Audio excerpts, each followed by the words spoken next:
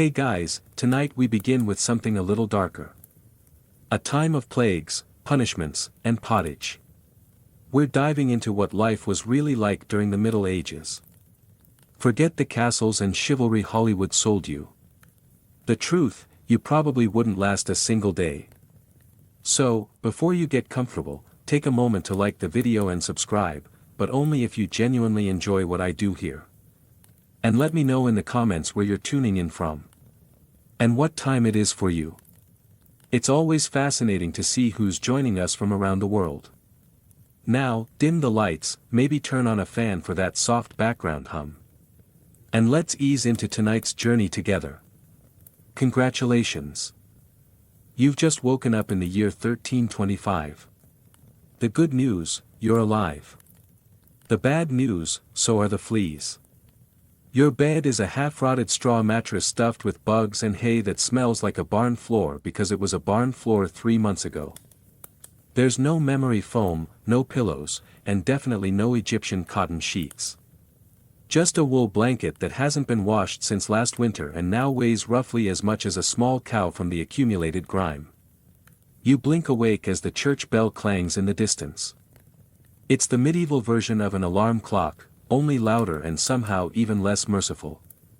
Your home is a wooden hut with one room, no windows, and a charming open-concept floor plan where your family, livestock, and domestic insects all share the same space. The smell, oh, it's a fragrant symphony. A subtle blend of stale beer, human sweat, goat, and something you pray isn't mold, but know in your soul probably is. Scented candles haven't been invented. And even if they were, they just melt on your dirt floor. You try to stretch, but immediately regret it because the air is freezing and your joints ache. You're 22 years old, which in medieval terms is roughly middle-aged.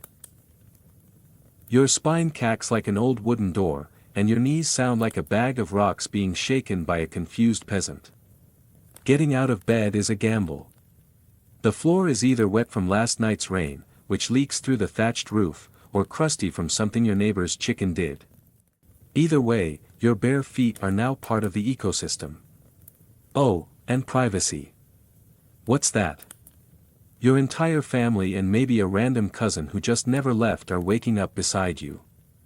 There's no bedroom, no curtains, no me time, just communal everything. Welcome to morning in medieval Europe, where you're never truly alone because parasites, rodents, and 8 other people are always with you.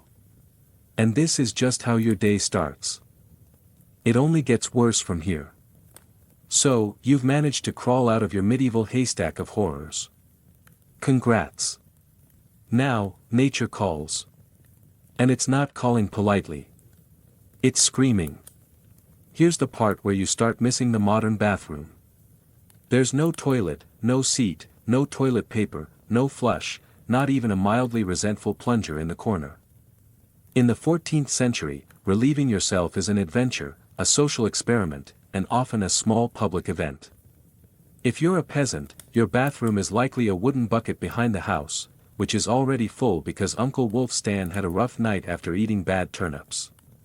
The smell is biblical. You hold your breath, do your business, and then here's the kicker. Toss it into the street. Yes, the street.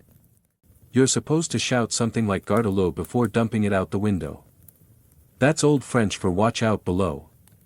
Although, frankly, no one ever moves fast enough.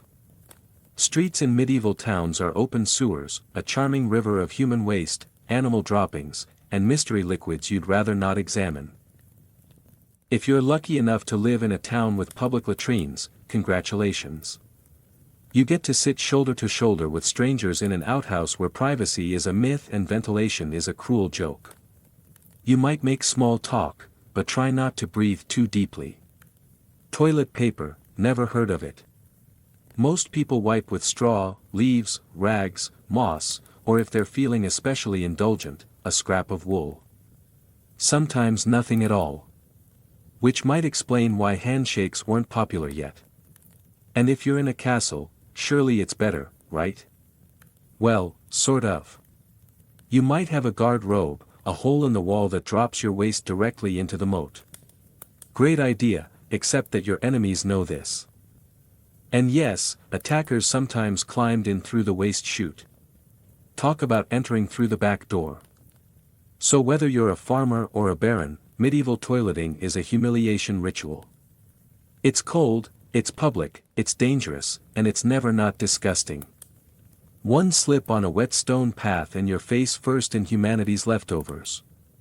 And you still haven't brushed your teeth, but we'll get to that next. You survived the toilet. You deserve a reward, right? Maybe a nice breakfast. Something warm, delicious, comforting. Sorry. This is medieval Europe. Nothing is comforting here. Breakfast, if you can call it that, is a grim affair. There are no eggs, Benedict. No coffee machine sputtering awake. And certainly no avocado toast. You sit down or squat near the fire to a wooden bowl of something that looks like it was scraped off a muddy boot. Welcome to your daily ration of pottage. Pottage is a thick, gloopy stew made of whatever you can find. Grains, root vegetables, maybe a few beans if you're lucky. It's been simmering in the same pot for days, sometimes weeks, and new ingredients are just dumped on top of the old ones that it's less of a recipe and more of an ongoing edible experiment. On the side, a hunk of bread so hard it could deflect arrows. It's made from coarse rye or barley flour, often bulked up with sawdust, ground up acorns, or other creative ingredients because wheat is a rich man's fantasy. This loaf is not your friend. You don't slice it. You negotiate with it. What about drinks? You're not sipping orange juice or an oat milk latte. You're drinking beer. Yes, beer. At 6 a.m. Why? Because the water is teeming with parasites and filth. So, you start your day with weak ale, low alcohol, high survivability. Kids drink it, too. No one's happy about it, but at least it won't kill you immediately. Want some meat or cheese? Dream on. That's for Sundays and saints' feast days, and only if your lord is feeling generous. Most peasants don't eat meat more than a few times a year. As for fresh fruit, only when it's in season and not already fermented into wine, and don't even think about spices unless you're royalty. A pinch of pepper costs more than your monthly wages. Salt is valuable enough to be locked away, so you chew your gritty bread, gulp your medieval beer, and try not to think about the rat that may have nibbled your porridge in the night. Breakfast doesn't energize you. It just happens to you. And now that you're properly underfed, it's time to work like your life depends on it because it absolutely does. So, you've eaten your sad medieval breakfast, and now it's time to get dressed. Not that it'll help.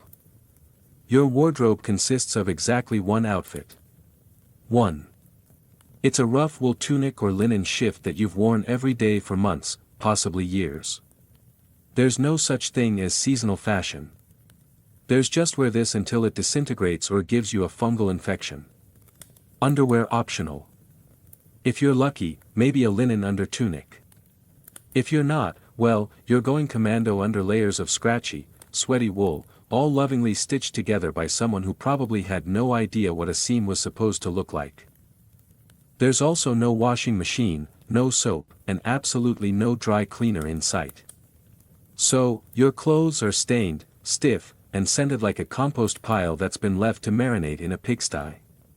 Even if you wanted to wash them, it's not easy. You'd have to haul water from a river or, well, heat it over a fire, scrub your tunic on a board with ashes or lye, and hang it in the sun, which is out approximately 3 days a year. And don't get me started on shoes. If you own any, they're made of untreated leather, barely stitched together, and offer as much arch support as a banana peel. Most peasants just go barefoot through mud, through dung, through medieval landmines, aka sharp rocks and disease puddles.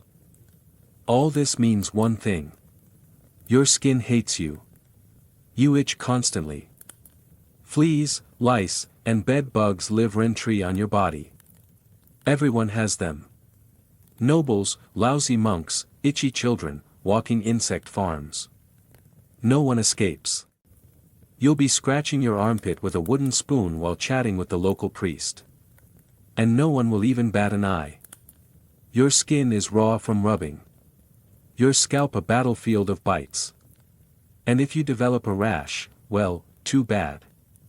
There's no dermatologist, no hydrocortisone, no one to tell you it's probably scabies. You just keep on suffering. And if you're lucky enough to not get an infection, great. That rash will simply accompany you for the next 6 months like an unwanted medieval sidekick. Now that you're dressed in misery and wrapped in discomfort, it's time to head outside and start working yourself to death. Now that you're fully dressed in itches and damp wool, it's time to flash that morning smile. Except you don't. Because in the Middle Ages, smiling is a dangerous game. Not emotionally, dentally. There's no toothbrush, no toothpaste, no mouthwash, no floss. The concept of oral hygiene is about as popular as bathing, which is to say, not very. Some people might chew on a twig or rinse with wine or vinegar, but for the most part, your teeth are on their own, and they're not doing well. By the time you hit your mid-20s, your smile looks like something pulled from a haunted crypt. Cavities are rampant. Gums are swollen. And those aren't just food stains on your teeth. That's decay.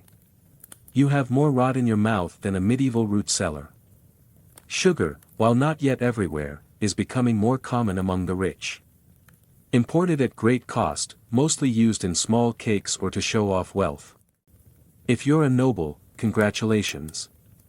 You get to rot your teeth faster than the peasants. If you're poor, you'll do it slowly over time with fermented bread, gritty porridge, and years of hard chewing. Toothaches, get used to them.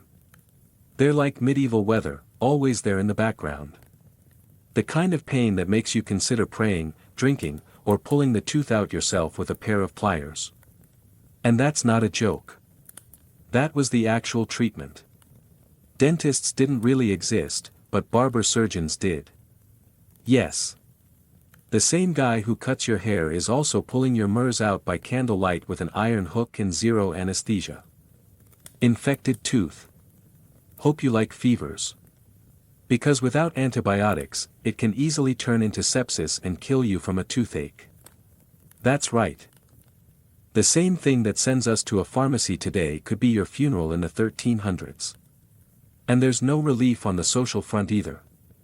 Kissing, good luck. Halitosis, bad breath, is everywhere. If you're single, you're not judged by your smile. You're judged by your land and your livestock. In short, your mouth is a battlefield. And it's losing the war. Now that your teeth are throbbing, let's head outside. Because your real job, the one that will break your back, is just getting started. Time to head to work. Except there's no office, no desk, no coffee break, and no chance of promotion. Your job, if you're like 90% of the population, is simple. Don't die while laboring for someone else's comfort. You're a peasant. Congratulations. That means you work the land that belongs to a lord who probably doesn't remember your name. You rise with the sun and stop only when it disappears behind the trees. Your tools, a wooden hoe, a rusty sickle, and whatever bones are still intact in your body. There's no weekend. There's no clocking out. There's only sunrise to sunset, 6 days a week. Sunday is off, but only if you're not harvesting, fighting off raiders, or praying feverishly for your infected toe to stop turning black. The work is brutal. Fields are plowed by hand or with oxen, if you're rich enough to afford one. You dig ditches, sow seeds, pull weeds, and carry water until your spine begins to resemble the letter S. No one cares if you're tired. No one's asking how your mental health is doing. If you're a woman, surprise. You don't just do field work. You also care for children. Clean, cook, spin wool, feed animals, and pretend your husband's lice infestation isn't slowly migrating to your side of the bed. Children, they start helping out around age 5. No school, no toys, just a tiny wooden rake, and a dream of one day not dying of the flu. And if you're one of the few who isn't a farmer, maybe you're a blacksmith, a tanner, or a cooper, great. You still work with fire, chemicals, or animal guts all day in poorly ventilated sheds. The pay, basically survival. The perks, occasional bleeding, break a bone, too bad. Get a fever, drink some warm beer, and keep going. You can't afford to stop, not even for a day. Because if you don't work, you don't eat. And if you don't eat, well, medieval Europe has a solution for that. It's called being replaced. So, you grip your shovel, ignore the blisters, and keep digging. Because in the Middle Ages, your job isn't a career. It's a slow-motion endurance test. Now that your back is on fire from laboring in the fields, let's talk about the weather. Because in the Middle Ages, temperature is less about seasons and more about ongoing punishment from the sky. Let's start with winter. There's no insulation, no central heating, and no weathering. Just wooden walls with gaps you could throw a chicken through. Your windows covered with cloth, not glass. The fire in the hearth. Nice in theory, but you don't have enough firewood to keep it going because wood is expensive, and gathering it from the forest is sometimes illegal. Yes, you can be executed for picking up the wrong stick from the wrong forest. You bundle up in your one damp wool tunic, huddle near the dying embers, and still wake up with your nose frozen.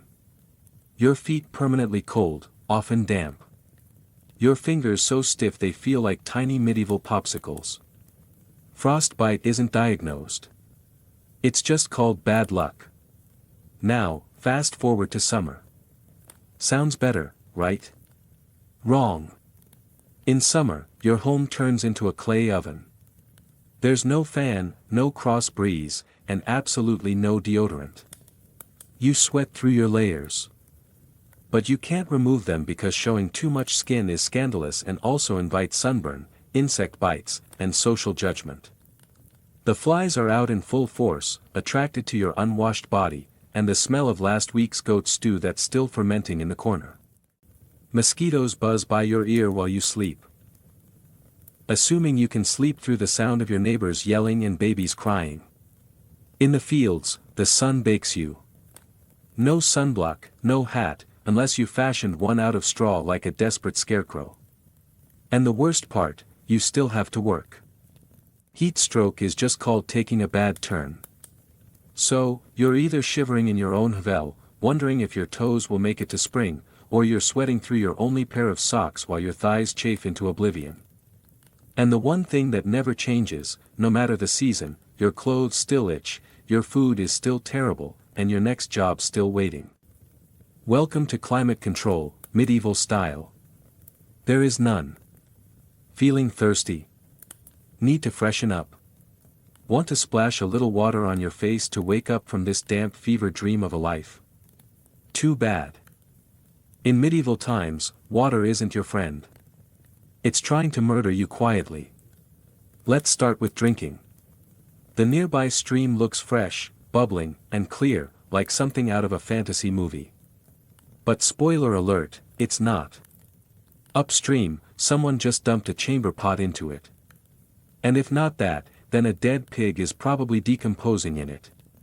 Parasites, bacteria, and the entire microbial army of medieval Europe awaiting in every sip. That's why people drank beer. Yes, beer, even children. But before you imagine medieval kids doing keg stands, understand that it was small beer, weak in alcohol, strong in survival. Brewing boiled the water, so it was safer than whatever flowed through the town ditch. Wine was another option if you were rich enough to afford it and unconcerned with functioning properly before noon. What about bathing? Surely water was used for cleaning. In theory, yes. In practice, absolutely not. See, back then, people believed bathing actually opened your pores and let the disease in. That's right. Washing yourself was considered medically risky. You were cleaner apparently if you never removed the protective layer of filth caked onto your skin. Communal bathhouses did exist, but they quickly gained reputations as places for gossip, scandal, and sometimes full-on medieval extracurriculars. So, naturally, the church got involved and shut many down. Even if you did want to bathe, it was a full production. You'd need to fetch water from the well, boil it over a fire, fill a wooden tub that leaked, and then pray no one else in the house used it before you, or worse, after. And rainwater collected in open barrels where birds poop, insects breed, and moss thrives. Sounds refreshing, doesn't it? So whether it's going in your mouth, on your body, or onto your crops, water in the Middle Ages is less of a life source and more of a gamble. One wrong gulp and you're spending your final days sweating in a straw bed, clutching your stomach and contemplating all your life choices. Next time you sip tap water, raise a glass for our ancestors. They didn't have the luxury of hydration without hazard, so you drank the water. Or maybe you didn't. Maybe you just stubbed your toe on a rock shaped like disappointment. Either way, you're sick. You need help. You need a doctor.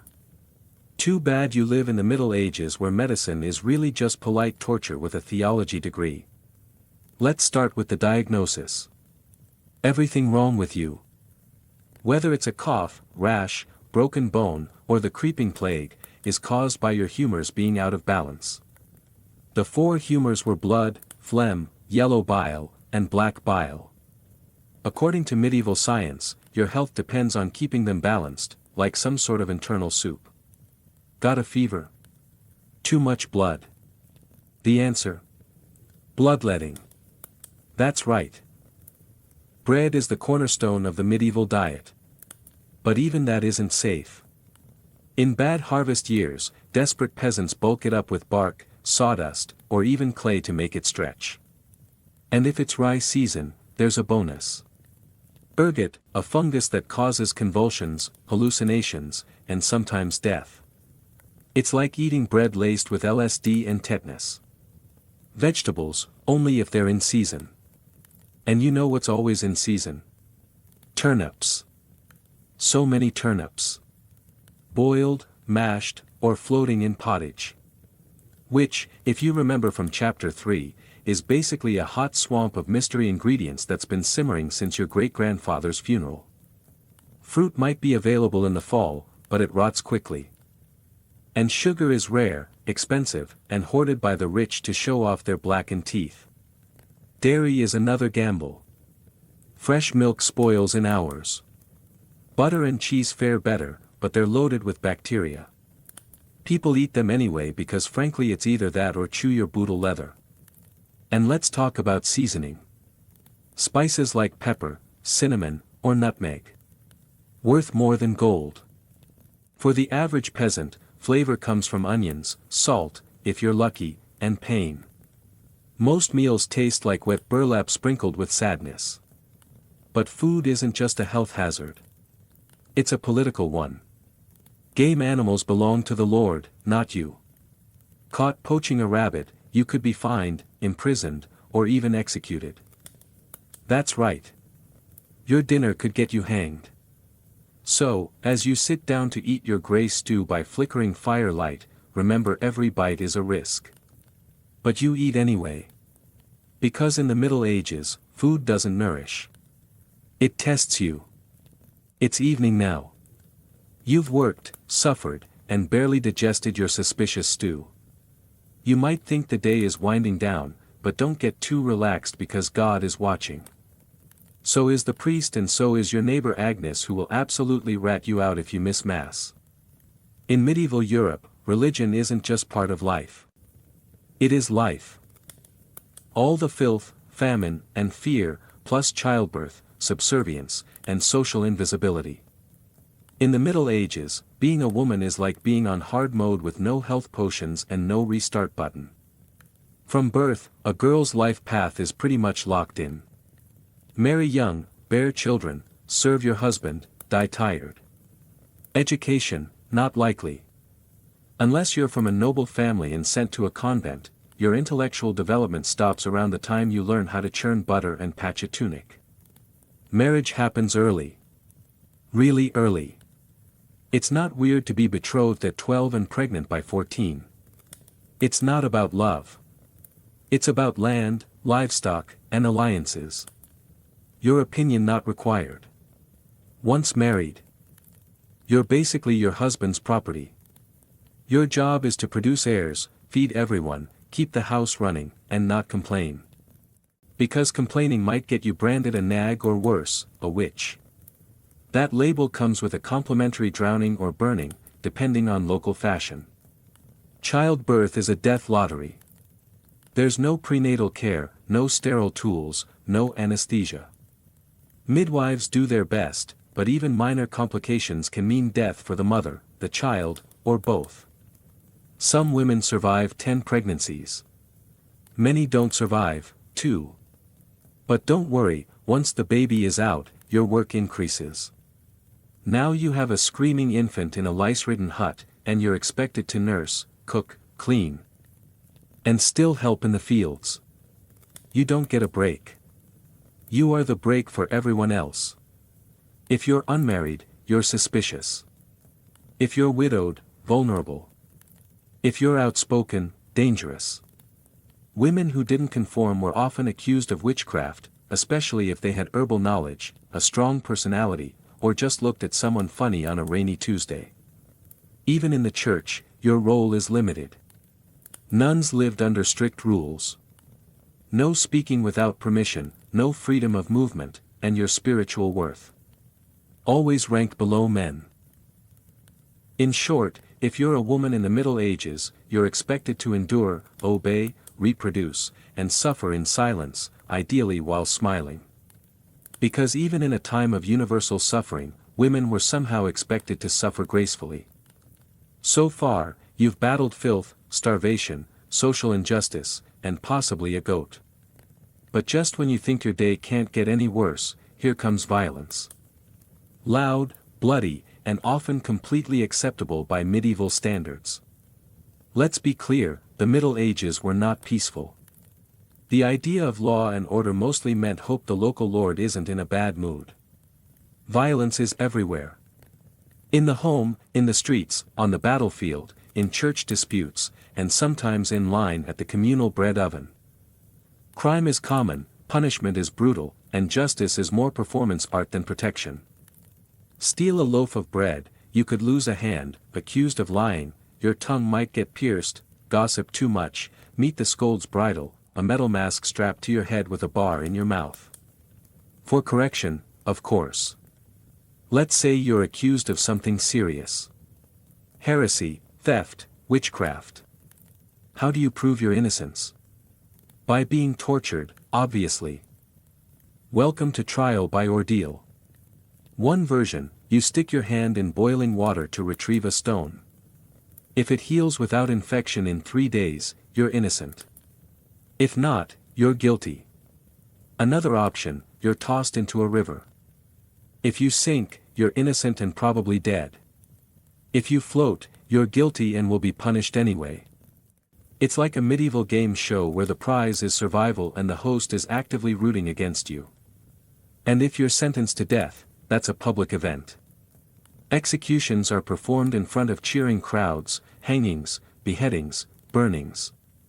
Sometimes people bring snacks. It's the medieval equivalent of cable TV. Domestic violence completely normal. Husbands were allowed, even expected, to discipline their wives and children. Street fights commonplace. You could be beaten just for looking the wrong way at a noble's horse. And war always simmering. Local feuds, territorial disputes, religious crusades. Someone's always marching off to stab someone else in the name of honor, God, or boredom. Violence isn't a breakdown of society in the Middle Ages. It is society. Everyone lives with the constant knowledge that life is fragile, justice is arbitrary, and your neighbor might bash your head in over a pig. So, walk carefully, keep your eyes down, and never trust anyone with a club. At this point, you've made it through the lice, the leeches, the laundryless misery, and the looming threat of public disembowelment. But now comes the final chapter of most medieval lives, an early and unglamorous death. If you're alive and still breathing past the age of 40, you're practically a celebrity. You might even be referred to as the Old One, which is less of a nickname and more of a statistical miracle. Let's break it down. The average life expectancy hovers around 30–40 years, but that number is dragged down heavily by infant mortality. Nearly half of all children died before reaching age 5. Disease, malnutrition, or one bad winter was all it took. No vaccines, no antibiotics, no hope. If you survived childhood, you entered adulthood already exhausted. Work began as soon as you could walk upright, and by 25, your joints creaked like a monastery door. You might be missing several teeth, a finger, and most of your original optimism. Women faced a particularly deadly gauntlet, childbirth. It was one of the leading causes of death for medieval women. No pain relief, no medical intervention. Just prayer, hot water, and someone holding your hand while you bled out on a straw-stuffed cot. For men, the dangers were different, but equally relentless. Farming accidents, infections from minor wounds, a neighbor's drunken rage, a crusade gone sideways. Even walking to the market could be risky if you crossed paths with a bored bandit or an angry tax collector. Death could also come quietly from the plague, which turned cities into cemeteries overnight. Or from famine, which could last entire seasons, thinning out entire villages. Or from bad luck, like eating spoiled grain and spending your final hours hallucinating and screaming at the walls. And funerals, you were lucky if you got one. Bodies were often buried quickly to avoid disease. No embalming, no polished coffins, just a hole, a few murmured prayers, and a shallow mound of earth. If there was enough space left in the churchyard. So yes, in medieval times, life was brutal, short, and constantly under siege by death in all its casual forms. You didn't retire. You just stopped showing up. And speaking of exits, let's move on to your final chapter. The medieval dream dies. So, how's your day been? You've woken up in filth, relieved yourself into a bucket, brushed your teeth with wishful thinking, nearly passed out from hunger, worked until your spine cried for mercy, scratched your way through itchy wool, prayed to not get plague, and barely dodged a public execution for owning a squirrel. Welcome to a single day in medieval Europe. Still dreaming of becoming a knight? Think again. That romanticized version of the Middle Ages. Gallant swordsmen, noble ladies in towers, heroic battles and feasts in candle-lit great halls. It's a myth polished by fairy tales and fantasy books. In truth, the medieval world was gritty, cruel, and deeply unfair. Hierarchy was everything. If you were born poor, you stayed poor. If you were born rich, congratulations. You had a better chance of surviving. But you were still one bad soup away from dysentery and a hasty burial. Even the nobles weren't immune to misery. Castles were drafty stone refrigerators filled with fleas, smoke, and politically motivated marriages. Sure, you had a fur cloak and a goblet of wine, but also a 50% chance of dying in a skirmish or from an infected splinter. Not exactly luxury, the simpler times weren't simple. They were relentless. Everything took longer. Everything hurt more. Everything from childbirth to chewing came with consequences. Life was survival, not leisure. And if you did find a quiet moment to think, to dream, to imagine something better, there wasn't much you could do with it. No upward mobility, no modern medicine, no internet to Google. What's this weird rash? You lived, suffered, worked, and died within a 10 miles radius of where you were born. But here's the wildest part. Through all of this, people still laughed, sang songs, told stories, fell in love, and found meaning. Not because life was easy, but because humans are stubborn like that. Even in the darkest chapters, they made space for light. So tonight, when you slip into your clean bed with indoor plumbing, antibiotics, and central heating, maybe say a quiet thank you to the modern world and to your ancestors who fought rats, famine, and feudalism, so you wouldn't have to. Long before she was Catherine the Great, Empress of all Russia, Mistress of Reform, an icon of ambition, she was simply Sophie. Born Sophie Federica Augusta von Anhälst in 1729. She was the daughter of a relatively obscure German princely family. Her tiny duche in Pomerania offered little in terms of power. But Sophie herself. She had something no title could provide. Razor-sharp intelligence, relentless charm, and a quiet, burning hunger for greatness. Her upbringing was strict. Her mother, Johanna, was cold and calculating, not a warm, nurturing figure, but a social climber obsessed with status.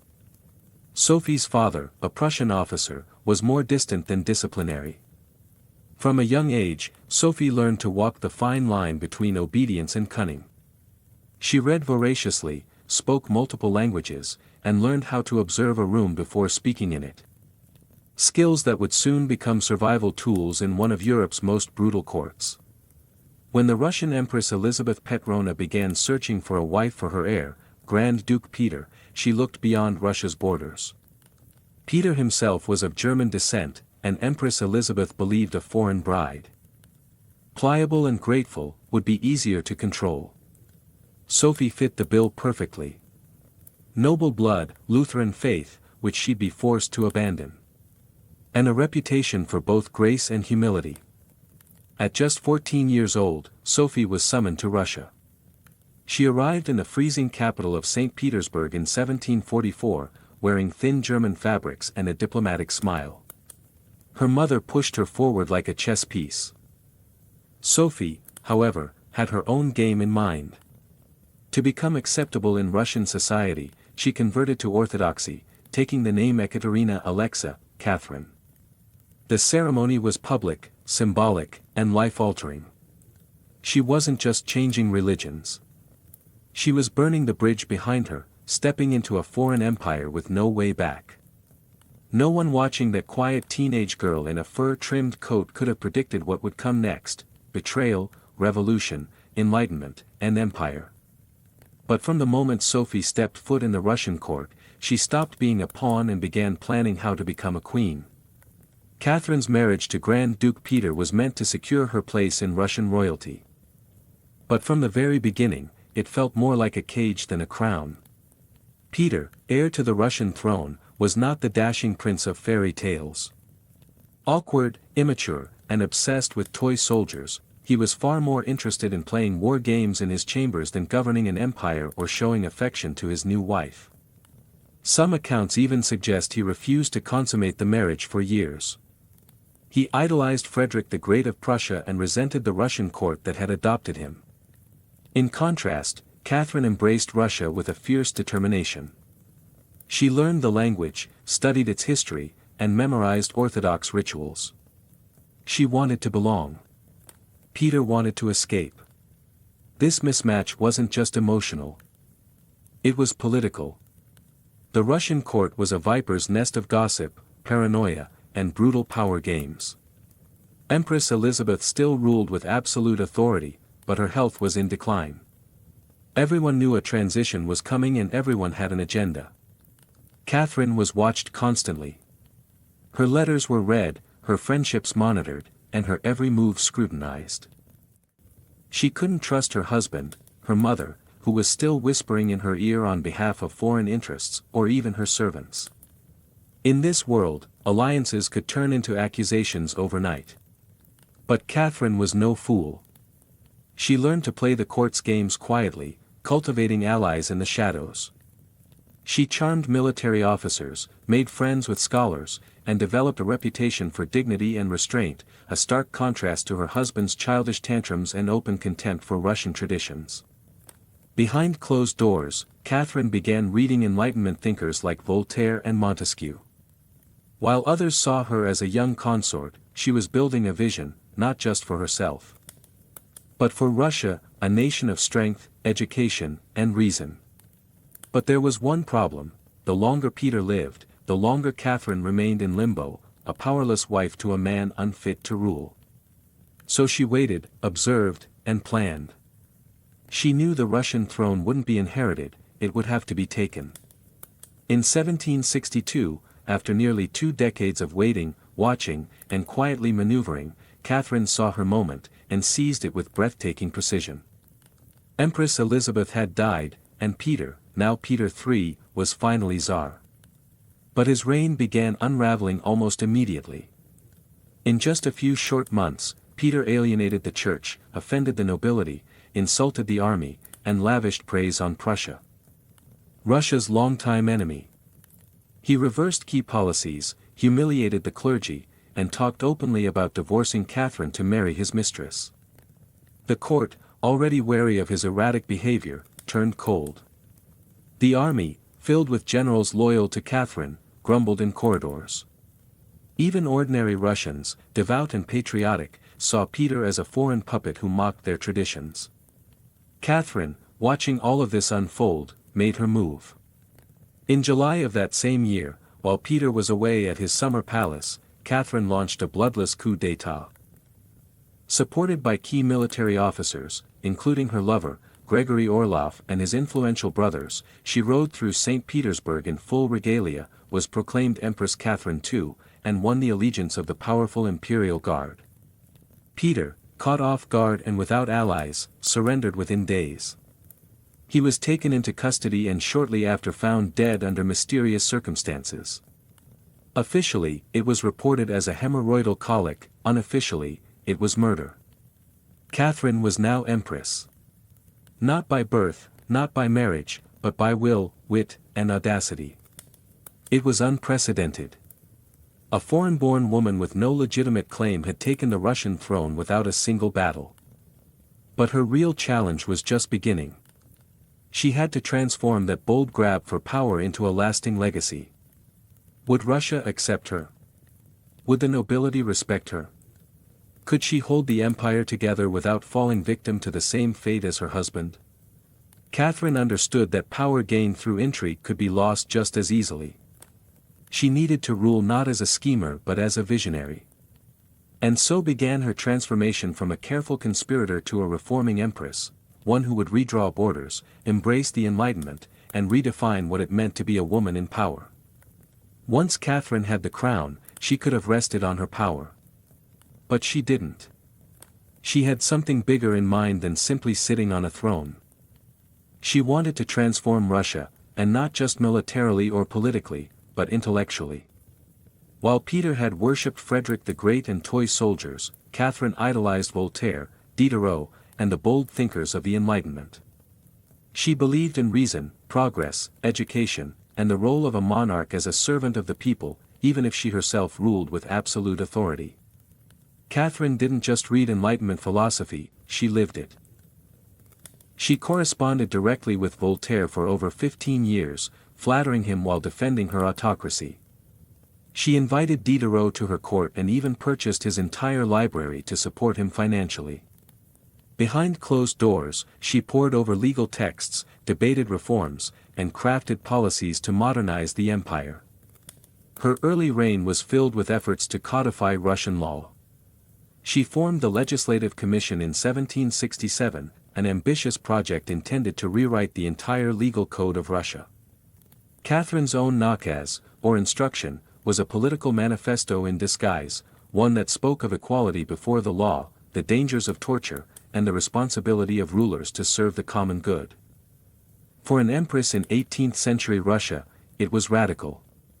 But Enlightenment ideals had to survive the realities of Russia, a vast, feudal, deeply conservative land ruled by nobles who liked their serfs exactly where they were, beneath them.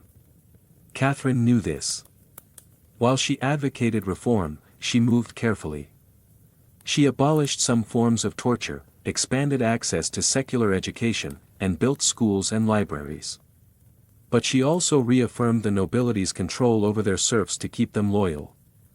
This was Catherine's balancing act, a philosopher queen in public, a practical empress in private. She walked a tightrope between ideology and survival, between the shining salons of Paris and the gritty politics of Moscow. Her vision for Russia was bold, but always calculated. In many ways, Catherine wasn't trying to make Russia European, she was trying to make Russia modern on her terms. And that meant reform, yes, but with an iron hand in a velvet glove. Catherine wasn't content with reforming Russia from within. She wanted to expand it outward to make it an empire worthy of fear, admiration, and envy.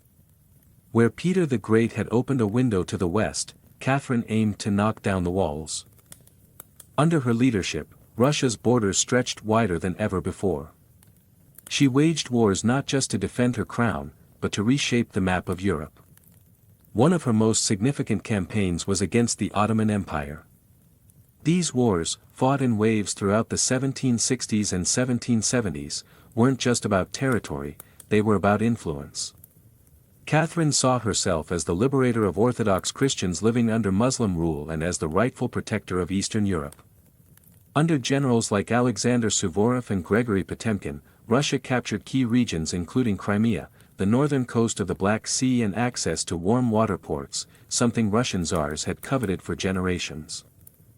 These victories weren't just military, they were symbolic. With each conquest, Catherine sent a message: Russia was no longer the distant backward cousin of Europe, it was a continental force. She also turned her gaze westward. In a series of deals and diplomatic maneuvers, Catherine participated in the partitions of Poland, carving up the struggling Polish-Lithuanian Commonwealth along with Austria and Prussia. By the end of the Third Partition in 1795, Poland was erased from the map and Russia claimed vast new lands and millions of new subjects. But Catherine didn't just conquer with armies, she also colonized with ideas. New cities were built. Trade routes were expanded. German settlers were invited to cultivate Russian farmland. The empire became a mosaic from the icy Baltic to the sun-drenched shores of the Black Sea. And through it all, Catherine remained the central force, reading reports, issuing orders, and personally overseeing the shape of her expanding empire. Critics would accuse her of being power-hungry, even imperialistic. But to Catherine, expansion wasn't ambition, it was destiny. A great ruler, she believed, was measured not just by ideas, but by borders. She didn't just want to rule Russia. She wanted to remake it as a civilized empire, feared by its enemies, respected by its peers, and loyal to her alone. For all her brilliance and power, Catherine the Great was just as famous for what went on behind palace doors. And no, not all of it was whispered in libraries. Catherine's private life became one of the most talked about aspects of her reign. She had lovers, not just one or two, but a carefully curated parade of them, many decades younger, often handsome and sometimes politically influential. She didn't hide them. In fact, she often rewarded them with titles, estates, and pensions if they behaved well. If not, they were quietly dismissed, sometimes with a polite thank you and a promotion. Among the most important of these lovers was Gregory Potemkin, a man as brilliant as he was bold. Their relationship blurred the lines between romance, politics, and partnership. Some historians believe they may have even married in secret. Together, they shaped military campaigns, colonization projects, and the transformation of southern Russia. Potemkin wasn't just a lover, he was her co-ruler in many ways. Still, Europe couldn't look past the scandal. Gossip swirled. Satirical pamphlets painted her as lustful, insatiable, even unhinged. And after her death, the rumors only got worse, the most infamous being the completely false and grotesque tale involving a horse spread by her enemies to smear her legacy. But why the obsession? Simple. Catherine was a woman who wielded power unapologetically. And in a world where female rulers were expected to be either saintly virgins or tragic figures, she refused to play the role. She lived, loved, and ruled on her own terms, and that made her dangerous.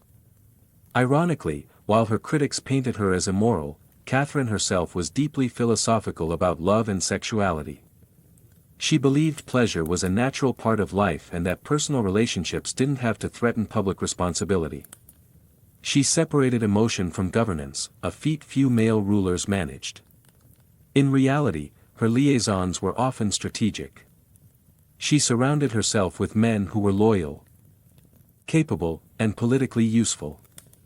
And when they ceased to be, she let them go, usually with a smile and a generous retirement. Catherine's love life didn't weaken her rule, it was part of her strategy, a blend of passion and power that made her unforgettable, envied, and feared. For all her charisma and control, Catherine's reign was not without peril. And in 1773, that peril came in the form of a bearded Cossack named Yemelian Pugachev. He was no ordinary rebel. Pugachev claimed to be none other than Peter III, Catherine's dead husband. According to him, he had survived the coup and now returned to reclaim the throne from the German usurper. It was absurd, Peter was long gone. But to Russia's oppressed and exhausted lower classes, the claim didn't need to be true, it just needed to offer hope. Pugachev promised liberation, an end to serfdom, lower taxes, and land for the common people. His words lit a fire across the Volga River region, especially among Cossacks, peasants, and old believers. In a time when the gap between nobles and serfs had widened brutally, his promises sounded like salvation.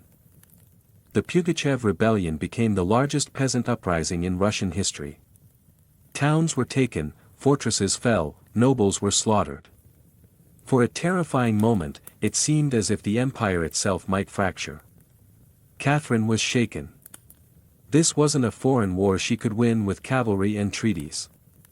This was a revolt from within her own people, rising against the system she ruled. But Catherine didn't panic. She acted. She dispatched professional military forces to crush the rebellion ruthlessly. Pugachev's forces were defeated in 1774. He was captured, displayed in an iron cage, and eventually beheaded in Moscow, a public warning to all who dared follow. Afterward, Catherine doubled down on order and control. Her dreams of liberating the serfs quietly faded into silence. The rebellion had shown her the limits of enlightenment in a country still shackled by feudalism. She now leaned harder on the nobility, who offered loyalty in exchange for absolute control over their serfs. This was a turning point. The empress who once quoted Voltaire now prioritized stability over philosophy. Reform became cautious. Surveillance increased. Rebellion even whispered was to be stomped out before it had breath. Pugachev may have lost his head, but he left behind a warning that haunted Catherine, that power built on inequality could only hold so long before the storm came crashing through. By the time Catherine the Great approached the final years of her life, she had ruled Russia for over 3 decades, longer than any female ruler in Russian history. From the moment she seized power, she had defied expectations, reshaped her empire, and redefined what a woman and a monarch could be. Under Catherine's reign, Russia became a true European powerhouse. Its territory expanded by over 200,000 square miles, swallowing Crimea, parts of Poland, and stretches of the Black Sea coast. These weren't just military wins, they were strategic pivots, securing warm water ports and reshaping trade. But her legacy wasn't only drawn on maps, Catherine left a cultural mark as well. She helped found the Hermitage Museum, amassed one of the greatest art collections in Europe, and corresponded with the greatest minds of the Enlightenment. Her court became a center of sophistication, art, and intellectual ambition. In a country often viewed as backward by Western Europeans, Catherine put Russia firmly on the cultural map. She modernized education, founding schools for girls, and promoted the printing of books. She introduced smallpox inoculation to Russia, even publicly receiving the vaccine herself. An act of scientific bravery in her time. Yet, her reign was also one of contradictions. While she admired Enlightenment ideals, she never freed the serfs, in fact, she extended serfdom deeper into Russia's territories. Her reforms, while impressive, remained mostly top-down, designed to polish the empire without truly transforming its foundations. Still, Catherine's rule brought stability and ambition. She understood that power was not inherited, it was crafted, managed, and constantly defended. She ruled not by divine right, but by force of will, political brilliance, and relentless calculation. She was called many things, a usurper, a tyrant, a reformer, a seductress. But above all, she was effective. When she died in 1796, Russia was wealthier, larger, and more formidable than it had been in centuries. She left behind a throne secure, an empire expanded, and a legend that would endure for centuries. Catherine didn't just reign, she ruled with intellect, strategy, and an unapologetic grip on history. And in doing so, she became more than an empress. She became a myth. For all her power, expansion, and enduring legacy, Catherine the Great was still at her core a woman navigating a man's world and reshaping it in her image. Behind the imperial portraits and state decrees was someone deeply aware of how precarious her position was. She was not born Russian. She came to the throne through a coup. She ruled an empire that didn't want a woman in charge. And yet, she not only endured, she thrived. Catherine was never content to be ornamental. She read constantly, wrote endlessly, and never stopped learning. Her daily schedule was intense, hours of reading reports, corresponding with foreign powers, editing state papers, and managing a court filled with rival factions. She wasn't content to simply sit on the throne, she worked the throne like a stateswoman born to it. She was also, in many ways, lonely. She surrounded herself with courtiers, lovers, and artists, yet wrote in her memoirs of how few people she could truly trust. Her son Paul, whom she distrusted and kept away from state matters, grew into a man she feared would undo all her progress. Her greatest emotional partnership with Gregory Potemkin faded into deep friendship, but his death in 1791 left a wound that never truly healed. Catherine crafted her image carefully. She understood the power of narrative and wielded it better than most monarchs of her age.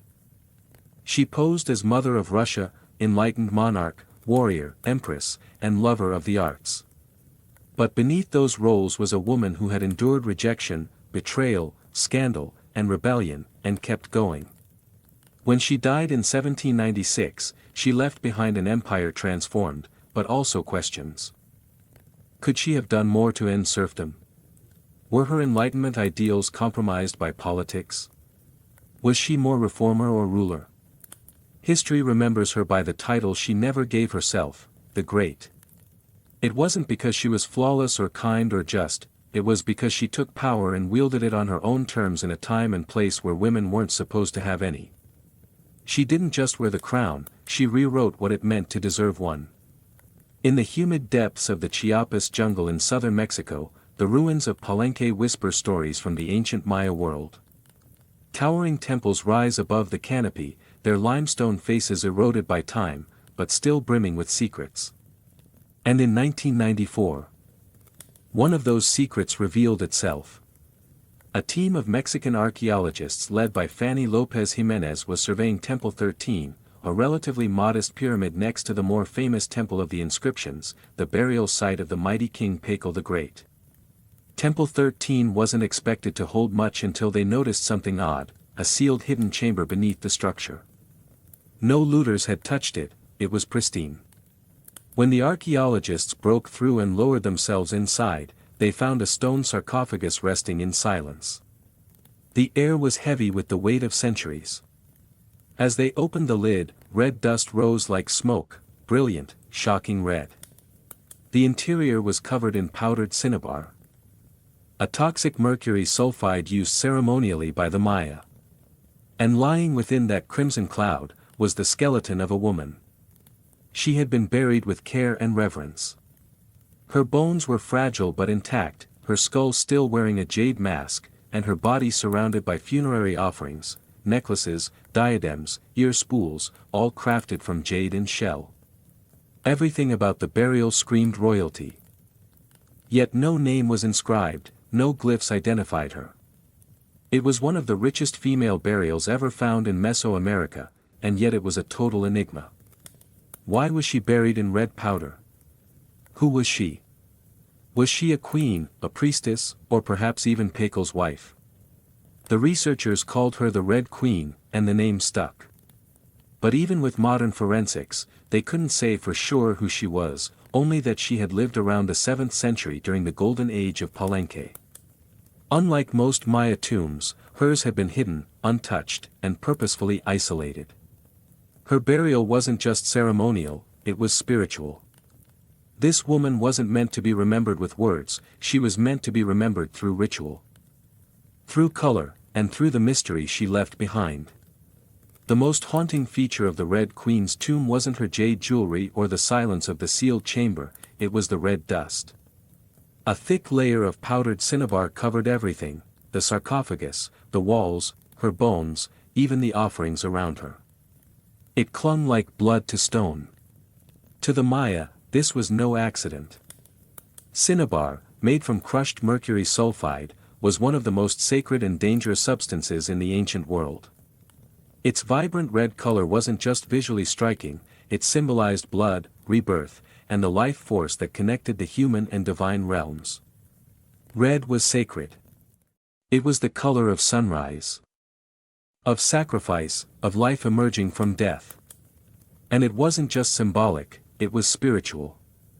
Covering the dead in cinnabar was a ritual meant to transform the body, preserving it not for eternity, but for transition. In Maya belief, death wasn't the end, it was a passage, a crossing into another cosmic layer. And so the Red Queen, whoever she was being prepared not just for burial, but for deification. But there's another layer to this: cinnabar is toxic. Repeated exposure can lead to mercury poisoning, tremors, hallucinations, even death. The Maya likely didn't understand the chemistry, but they felt its potency. It was volatile, powerful, dangerous. To bathe the corpse in it was to declare this person was no ordinary mortal. In Palenque very few were buried with cinnabar. Crackle the Great, the mighty king whose pyramid dominates the site, was one. His body, like hers, was also saturated in the red powder. That detail alone drew speculation: was the Red Queen his wife, his mother, or someone of equal divine status? Her skull had been placed on a layer of jaguar skin, another sacred symbol. Around her, bone needles, obsidian blades, and miniature jade figurines hinted at rituals performed either during her life or in her honor at death. Every part of her burial told a story without words. A story of power cloaked in secrecy.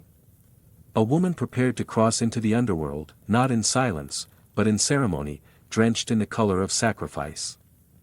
Surrounding the Red Queen's crimson-drenched remains, was a world of silence, broken only by the gleam of jade, shell, and obsidian. These were not mere ornaments. They were offerings, each one carefully chosen to accompany her on the journey to the Maya afterlife, the Xibalba. At her sides were jade necklaces, heavy and cold, their polished surfaces still radiant after 1,300 years underground. Jade was not just beautiful, it was sacred. The Maya considered it a symbol of eternal life. It represented the green of maize, the vitality of the jungle, and the breath of the gods. Only the elite were buried with jade. For the Red Queen, it covered her chest, wrists, and ears, a clear sign that in life she wielded influence, perhaps even divine favor. One of the most haunting objects was the jade funerary mask placed delicately over her face. Unlike the golden death masks of Egypt, this one was subtle, constructed from dozens of tiny mosaic tiles arranged to mimic the contours of her skull. The mask served a ritual function to protect the soul, to preserve identity, and to present her as divine in the eyes of the gods. Scattered near her bones were bone needles, obsidian blades, and shell artifacts. These could have been tools of ritual or symbols of her status as priestess, healer, or royal matriarch. One bone pin was engraved, faint but purposeful, a small echo of her voice lost to time. At her feet and along the edges of the tomb were ceramic vessels, still sealed, likely once filled with offerings, food, drink, or incense to sustain her spirit beyond death. The Maya believed the afterlife was a journey, dangerous, layered, filled with challenges. These items weren't luxuries, they were necessities. To modern eyes, the tomb feels intimate, not overloaded, but intentional. There was no gold, no chariots, no pomp, just items chosen with spiritual weight. It was a map for the soul. Through these treasures, we glimpse how the Maya understood death, not as finality, but as a transition of power. The Red Queen wasn't buried to be forgotten, she was being prepared to ascend. For all the grandeur of her tomb, the Red Queen left behind one haunting void: no name, no inscriptions adorned her sarcophagus. No glyphs on the walls identified her. She was clearly someone powerful, but who? From the moment her tomb was opened, scholars began trying to connect the dots. The most compelling theory is that the Red Queen was Tsiakbu-Ajah, the wife of Kinich Janab Pakal, known today as Pakal the Great, the most famous ruler of Palenque. Tsiakbu-Ajah was more than just Pakal's consort. She was born into nobility and married into Palenque's royal dynasty at a young age. She bore at least 3 sons, all of whom held high status, and she played a key ceremonial role during her husband's reign. If anyone could be buried with such honor, it was her. Supporting this theory was the tomb's location, just a few feet away from Pakal's own grand burial in Temple of the Inscriptions. The proximity suggests a deliberate pairing, husband and wife, rulers even in death. And then there's the cinnabar. Only 2 burials in Palenque were found with such intense cinnabar coverage, Pakal and the Red Queen. It's unlikely this was coincidence. But here's where the mystery deepens. DNA tests were conducted on both sets of remains in hopes of confirming the connection. But the results? Inconclusive. The woman's bones showed no direct maternal link to Pakal. But that didn't rule out a spousal relationship. After all, marriage does not require shared blood. Some have argued she could have been Sak Kuk, Pakal's powerful mother who ruled Palenque before he came of age. Others suggest she may have been a high priestess or a sister or a royal ancestor whose name has simply been lost to history's erosion. Still, the evidence points most strongly to Tsiakbu-Ajah, a queen by title, a mother of kings, and a spiritual counterpart to Pakal. The lack of a name may not be an oversight, it may have been intentional. In Maya cosmology, the soul lived on not through monuments, but through ritual, symbol, and the whispers of the earth. And so, the Red Queen remained suspended between legend and truth. A woman who ruled, remembered not in stone, but in scarlet and silence. To understand the Red Queen, we must understand the world she came from, a world where Maya women, especially royal ones, held more influence than many realize. In Maya civilization, politics was often a family affair. Royal women weren't merely passive consorts, they were diplomats, priestesses, and power brokers. They conducted rituals, sponsored temples, and played crucial roles in maintaining dynastic legitimacy. Their bloodlines were political capital used to forge alliances and secure claims to the throne. Take Sak Kuk, for example, the mother of Pakal the Great. When the throne of Palenque was left vacant, she took power herself and ruled as queen regent until her son came of age. She wasn't a placeholder, she was a ruler in her own right, issuing decrees and overseeing construction projects. Without her, Pakal may never have risen at all. And she wasn't an anomaly. Across the Maya world, in places like Yaxchilan, Naranjo, and Calakmul, inscriptions show women performing major ceremonies, engaging in warfare diplomacy, and sometimes ruling outright. They were often portrayed in stele and murals, dressed in elaborate headdresses and regalia, standing beside kings as equals, or sometimes above them. Their words were carved in glyphs. Their names were remembered until they weren't. By the time Spanish conquistadors arrived centuries later, much of that memory had eroded. The colonial lens saw native women as silent figures in a male-dominated world. But the archaeology tells a different story, one of complex gender roles where power was negotiated. Not simply inherited. This context casts the Red Queen in a new light. She may not have ruled in name, but her burial, rich, sacred, and positioned beside Pakal, suggests she was a central pillar in the royal order. Her jade mask wasn't just decoration, it was a symbol of identity, of power held in life and protected in death. Her bloodline may have been the very glue that held Palenque's dynasty together. In Maya civilization, a queen wasn't just a queen, she was a keeper of sacred lineage, a voice in ceremony, and often the bridge between gods and men. The Red Queen may be nameless, but in her world, she was never voiceless. The Red Queen wasn't just buried with treasures. She was buried in architecture rich with purpose, layered with Maya cosmology, ritual symbolism, and intentional design. Her tomb wasn't merely a grave, it was a gateway to eternity. Her body was discovered inside Temple 13, one of the smaller pyramids within the heart of Palenque. Yet its proximity to Temple of the Inscriptions, the resting place of Pacal the Great, is telling. These temples weren't built randomly. Their positioning was sacred, guided by astrology, myth, and dynastic legacy. Temple 13 rises modestly compared to its grand neighbor. But it hides something even more intimate, a sealed crypt untouched by looters, perfectly preserved. It was constructed deep within the temple's core, accessible only by a steep, narrow staircase. The descent into her tomb feels almost symbolic, a ritual journey downward into the underworld. The chamber itself is stark, made of cut stone, sealed tightly for over 1,300 years. No glyphs or murals cover the walls. No ornate carvings tell her story. But perhaps that silence is intentional.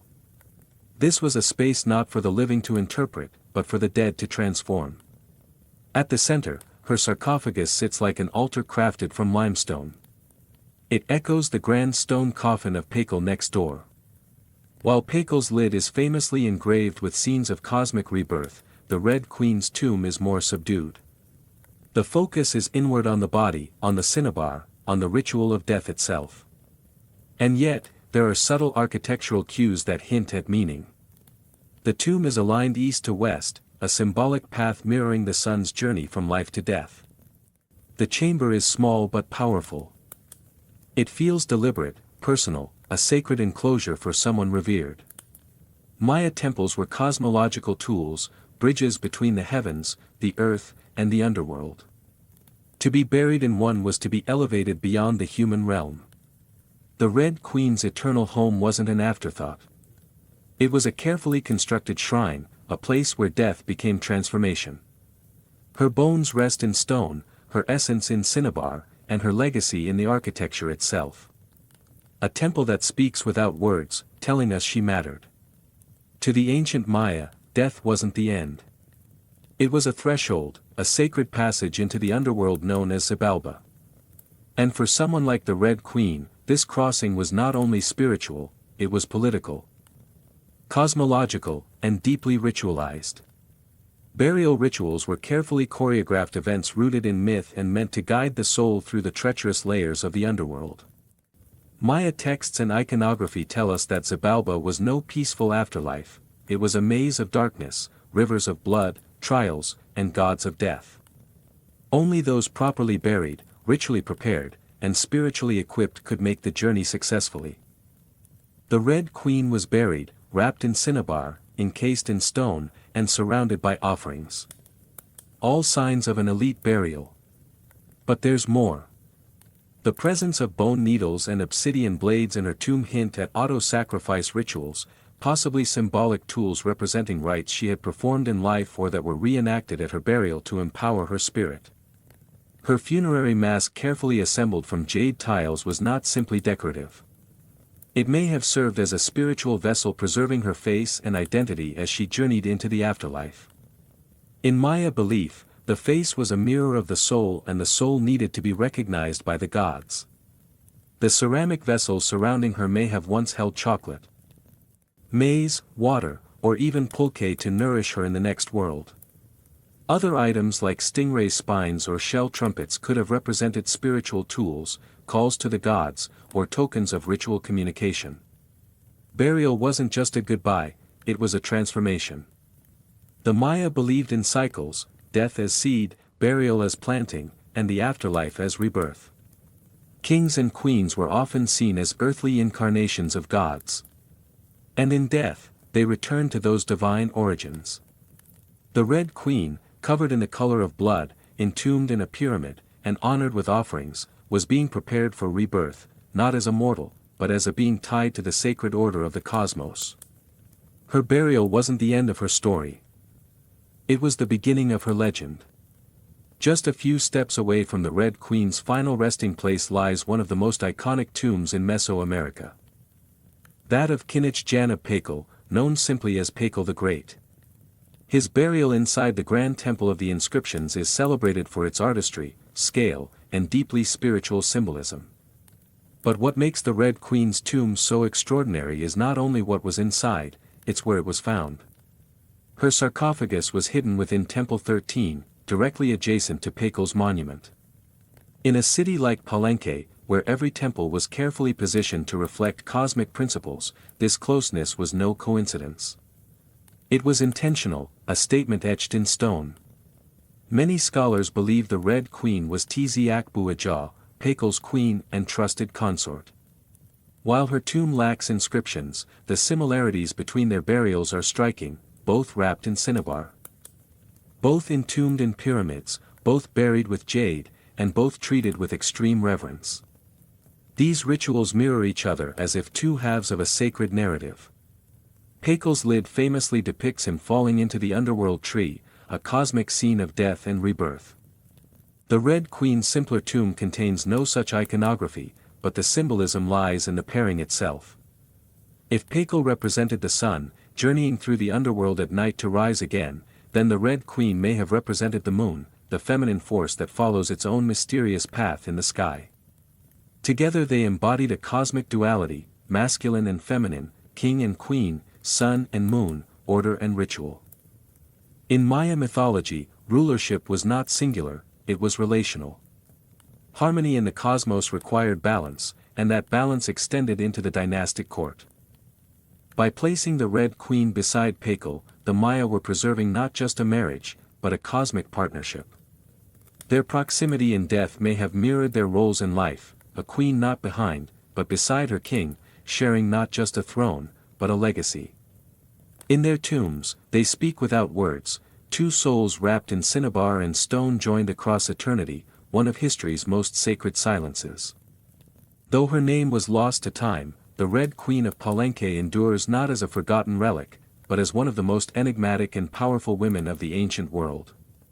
Her tomb, sealed for over 1,300 years, now whispers across centuries, inviting questions that echo louder with every discovery. She represents a mystery that still resists full understanding. We may never know exactly who she was. No glyph carved her name, no stela told her story. And yet the care in her burial, the richness of her offerings, the symbolism of her crimson-drenched bones, all speak of a woman profoundly important, not merely as a wife or consort, but as someone who held real influence, spiritual weight, and royal blood. Today, the Red Queen forces us to re-evaluate assumptions.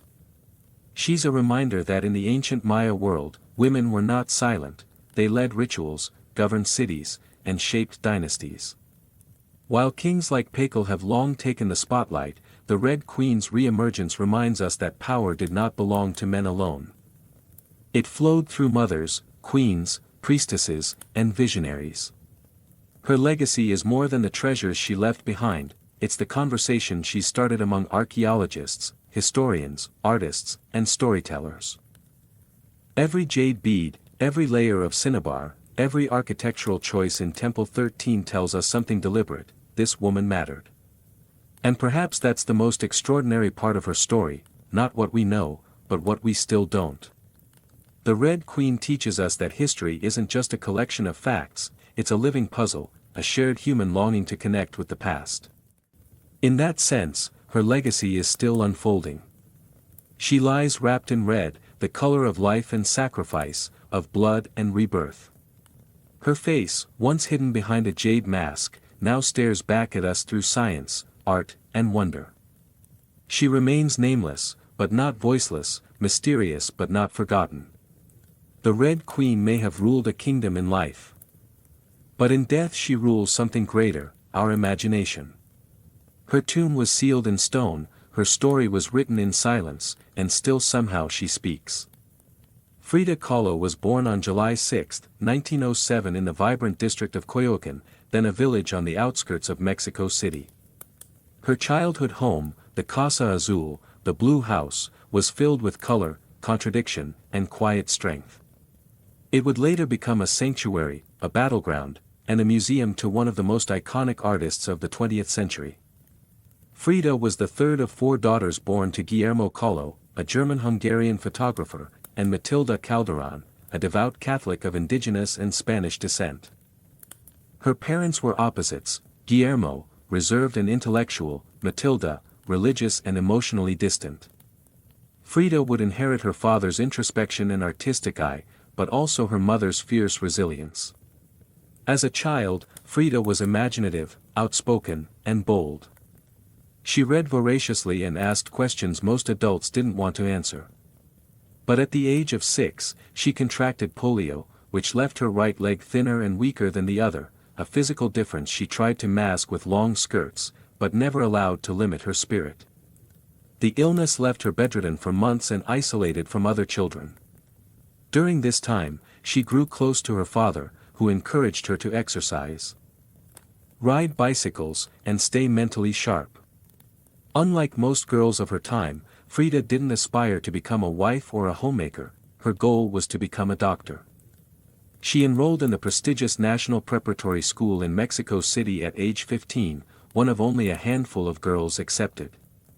There she stood out not just for her intelligence but for her rebellious wit, radical thinking, and unique sense of style.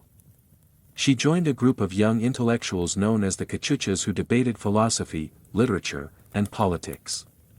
Frida was drawn to revolution, to ideas that challenged tradition. But even in those early years, before the bus crash that would define her body and before the fame that would define her legacy, Frida Kahlo was already painting herself into the world with sharp edges, unapologetic ideas, and an identity too big to fit inside anyone else's expectations. She wasn't just growing up in Coyoacán, she was preparing to remake herself entirely. On September 17, 1925, Frida Kahlo's life was split in two: the girl she had been and the woman she was forced to become. That afternoon, she boarded a wooden bus with her boyfriend, Alejandro Gomez Arias, after school. They were laughing, teasing each other, and probably arguing. Frida never did anything halfway. But moments later, the bus collided with a street car, and in an instant, her future unraveled into pain, metal, and silence. The crash was horrific. The street car crushed the bus against a wall, splintering wood and flinging passengers. Frida was impaled by an iron handrail; it entered her left hip and exited through her pelvis. Her spinal column fractured in 3 places. Her right leg shattered, her foot dislocated, her collarbone and ribs broke, her shoulder was dislocated, and her abdomen was pierced. She was just 18 years old. A man covered her with a borrowed overcoat. Someone else noticed her body was sparkling, not from blood, but from the gold powder she had been carrying in a pouch. It had exploded on impact, dusting her broken form in what looked like glittering ash. Frida was taken to the Red Cross hospital and underwent numerous surgeries over the following months. She spent weeks in a body cast, flat on her back, immobile, writhing with infection and uncertainty. The future she'd imagined of becoming a doctor slipped further away with every passing day. But in that stillness, something began to stir. Her father gave her brushes, her mother rigged a special easel to hang above her bed, and a mirror was placed on the canopy so she could see herself. And there, lying in plaster and agony, Frida began to paint, first out of boredom, then out of obsession. Her first subjects were her own reflection because she was all she had. But what emerged wasn't vanity. It was survival. The crash had broken her physically, but it had also opened a door into her own mind, her own body, and eventually into the surreal language of pain and identity that would define her art. The girl who wanted to heal others now began healing herself, one brush stroke at a time. As Frida Kahlo lay encased in plaster and steel, a body fighting itself with every breath, she began to paint. What started as a form of therapy soon became a language, and that language was deeply personal, brutally honest, and often hard to look at, which was precisely the point. Frida didn't paint pretty flowers or polite landscapes; she painted pain, her pain, physical, emotional, and existential. Her first subjects were self-portraits, not because she was vain, but because, as she famously said, "I paint myself because I'm so often alone, and because I am the subject I know best." Her early works were small in scale, painted on tin or wood panels inspired by Mexican retablos, devotional paintings meant to tell stories of suffering and miracles. Frida turned this tradition inward, her body became the canvas, her emotions became the altar. She painted herself as split, as pierced, as bleeding. In one painting, she is impaled by nails like a modern-day martyr. In another, she floats in a barren landscape, tethered to a broken column, a metaphor for her shattered spine. She painted herself weeping, fractured, decapitated, and bare, but never passive, always watching. Her pain was not sanitized. She painted the ugliness of trauma with beauty, defiance, and even humor. Each piece was a reclamation of her body, her experience, and her identity as a woman in a world that often tried to define her. But Frida wasn't just telling her story, she was inventing a new kind of visual narrative, one that blended Mexican folk art, surrealism, medical illustration, and symbolism. Her paintings became dreamlike autopsies of her soul, framed in color, culture, and myth. By the time she recovered enough to walk again, albeit painfully, Frida was no longer the girl who had wanted to be a doctor. She was an artist, and her art was unlike anything anyone had seen. She had taken the worst thing that had ever happened to her and turned it into a source of creation. Frida Kahlo didn't just paint her pain, she made the world look at it, and in doing so she turned suffering into a sacred act of self-expression.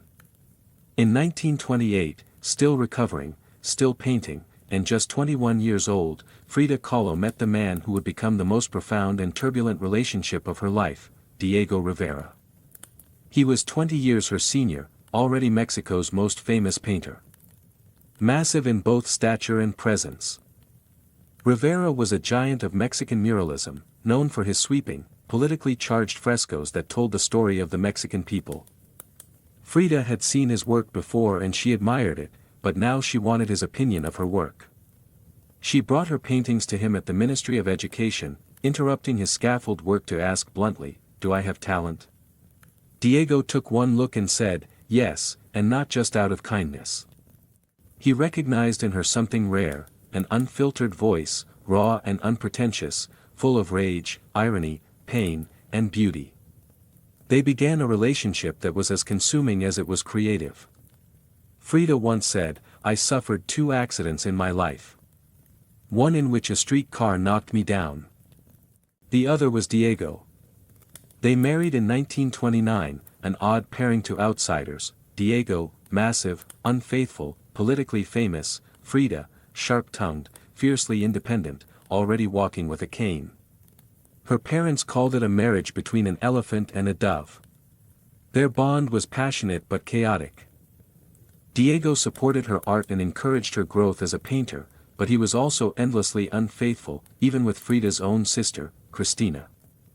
Frida was devastated, and in return, she took lovers of her own, both men and women, including rumored affairs with Leon Trotsky and painter Georgia O'Keeffe.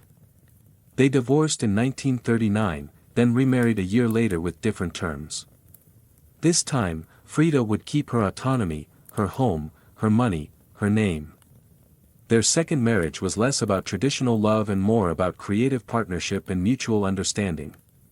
Despite the betrayals and the heartbreak, Diego remained a constant force in Frida's life. He challenged her and he wounded her. But he also believed in her as an artist, as a revolutionary, and as a woman who could redefine what painting could be. Together, they were not peaceful, but they were legendary. In the 1930s, Frida Kahlo followed Diego Rivera on a journey north to San Francisco, Detroit, and New York as he completed high-profile mural commissions. These years abroad brought her face to face with American industrialism, wealth, and the contradictions of capitalism, and they left her with deep political discomfort. Frida was a proud Mexican nationalist, a committed communist, and an admirer of indigenous traditions. The opulence she witnessed in the United States, especially while the Great Depression ravaged much of the country, only deepened her sense of disillusionment. In letters home, she mocked the culture's materialism and obsession with appearances. She missed the grit, color, and contradiction of Mexico. While Diego painted enormous murals on factory walls, Frida began to paint smaller, quieter revolutions, deeply personal works on tin and canvas. Her style solidified, sharp, surreal, emotional, and intimate. It was a blend of tradition and rebellion, elegance and earth. Here she surrounded herself with pre-Columbian artifacts, ex-votos, folk art, and revolutionary books. She wore bold Tewana dresses, wove flowers into her hair, and painted amid the scent of copal incense and the sounds of mariachi on the street outside. This period marked an explosion of creativity. Her paintings became more intricate, more symbolic, and more political. Works like the two Fridas revealed a divided self, one in European dress with a bleeding heart, the other in indigenous clothing, strong and composed. It was Frida's visual autobiography, a portrait of love, loss, and heritage. In 1939, she exhibited her work in Paris, where artists like Picasso, Breton, and Kandinsky praised her fiercely original style. But even among the surrealists, Frida stood apart. When André Breton tried to label her as one of their own, she pushed back. "They thought I was a surrealist," she said. "But I wasn't. I never painted dreams. I painted my own reality." She painted Mexico, not the romantic postcard version, but the living, breathing country she adored. Her work pulsed with symbolism: skeletons, hummingbirds, hearts, thorns, corn, and blood. She honored the indigenous roots of her homeland while unmasking the violence of its past and present. But even as her artistic voice grew stronger, her health continued to decline. Multiple surgeries, infections, and chronic pain became daily realities. Still, she painted through it, propped up in bed, torso bound in corsets, fingers clenched around the brush. Frida had returned to Mexico, not to rest, but to reclaim her power through paint, through politics, and through her fearless embrace of the self. As the 1940s wore on, Frida Kahlo's body continued to betray her. Her spine was deteriorating, her right leg was constantly infected, and she underwent more than 30 surgeries in her lifetime, often in grueling succession. At times, she was bedridden for months, encased in body casts or immobilized by traction devices that stretched her bones apart, but still she painted. Each canvas during these years became both a release and an act of resistance. Her works grew darker, more defiant. She painted with a clarity sharpened by pain, refusing to hide behind metaphor. In the broken column, she presents herself split down the middle, her body pierced with nails, a cracked ionic column replacing her spine. Yet her face is stoic, her gaze unflinching. Pain for Frida was no longer just a subject. It was her companion, her antagonist, her muse. Her political voice also grew louder.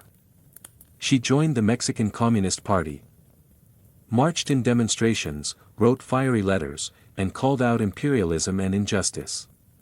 When her health no longer allowed her to walk, she appeared at protests in a wheelchair, defiantly holding signs and shouting slogans.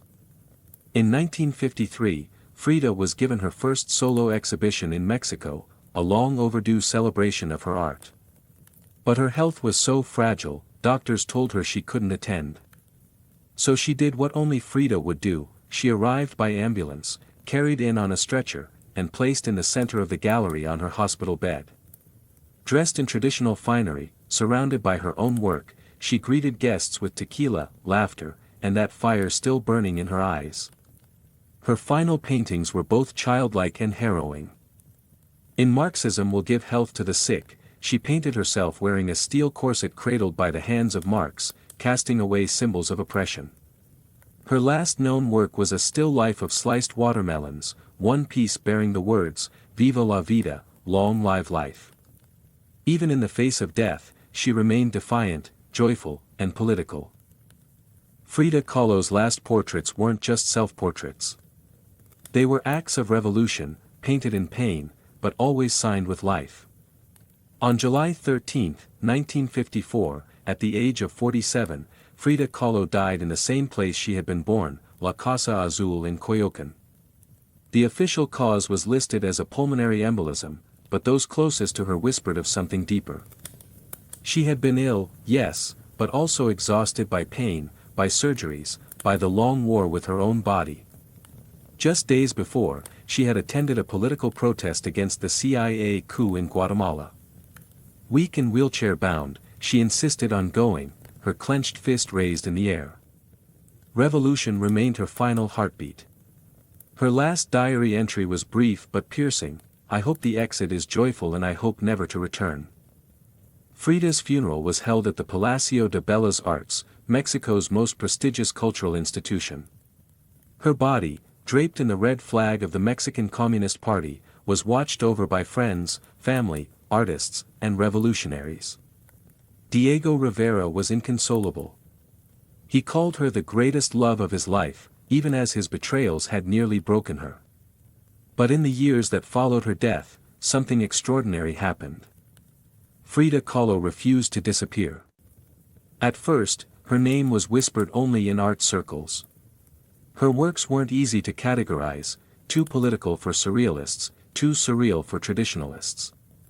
But slowly her image, her story, and her defiance began to resonate. Through the 1970s and 1980s, as feminist scholars and activists reclaimed forgotten voices, Frida's became louder. She wasn't just a painter anymore. She was a symbol of pain turned into beauty, of feminism born through resistance, of Mexican identity celebrated without apology, of queerness, disability, revolution, and authenticity. Her face, unibrow, gaze, flowers in her hair became iconic. Her home became a museum. Her diary became a sacred text, and her paintings now hang in the world's greatest museums. Frida Kahlo had lived much of her life in Diego's shadow, but in death, she stepped forward. She didn't just leave behind paintings, she left behind a mirror and dared us all to look, not with pity, not with fear, but with fire. Today, Frida Kahlo's face is everywhere, printed on t-shirts, painted on murals, turned into dolls, memes, posters, and icons. Her signature unibrow, her flower-crowned hair, her direct gaze, all instantly recognizable. But what makes her legacy powerful isn't just that people know her face, it's that they recognize the truth behind it. Frida didn't try to be flawless. She didn't fit into boxes. She wasn't conventional, and she didn't care to be. In a world that demands perfection, she gave us realness, raw, messy, vibrant, angry, joyful, contradictory realness. She celebrated what made her different, her disability, her queerness, her politics, her culture, and turned it into art that transcended borders and decades. She's become more than an artist. She's a global symbol of defiance, feminism, cultural pride, and creative resistance. For queer communities, she's a fearless bisexual icon who lived openly and unapologetically in a time that demanded silence. For women, she's a reminder that power doesn't require permission. For disabled artists, she's proof that pain can fuel the brush, not stop it. And for Mexico, she's a daughter reclaimed, fierce, folkloric, and forever part of the national soul. Her paintings, once dismissed as too strange or too personal, are now among the most revered in the world. Works like the two Fridas, Self-Portrait with Thorn Necklace and Hummingbird, and The Broken Column aren't just seen, they're felt deeply by anyone who has ever suffered and needed to turn that suffering into something sacred. She lived in the margins and turned them into center stage. She embraced contradiction, a communist who wore gold. A woman betrayed who loved again, a body in pieces with a soul unbreakable. And through it all, she painted, not just with color, but with conviction. Frida Kahlo never asked to be a symbol. She simply told the truth about herself, and in doing so, told the truth for millions of others who had never seen themselves reflected in art before. Now when we see her face, we see courage. We see color. We see resistance. We see Frida not gone but immortal.